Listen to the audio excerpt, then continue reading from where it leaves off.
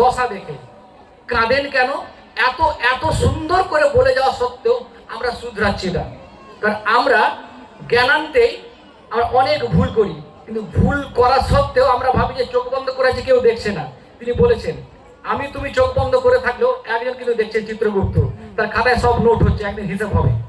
আবার দেখুন ভবা পাগলা ছোট ছোট শব্দে বুঝিয়েছেন। তিনি কেমন একটা, আমরা বলি ছন্দের জাদুকর সত্যেন্দ্রনাথ দত্ত, আমি বলি শব্দের জাদুকর ভবা পাগলা। কেন? উনি বলতেন WBP মানে ওয়েস্ট বেঙ্গল পুলিশ, উনি বলতেন না বাবা, ওয়ার্ল্ড ভবা পাগলা।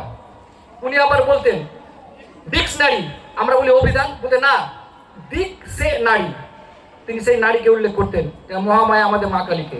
আবার তিনি বলতেন আমার আমার আমার আমার বলো কি বাবা, কি আমার, আবার দিয়ে নাও সবই তোমার।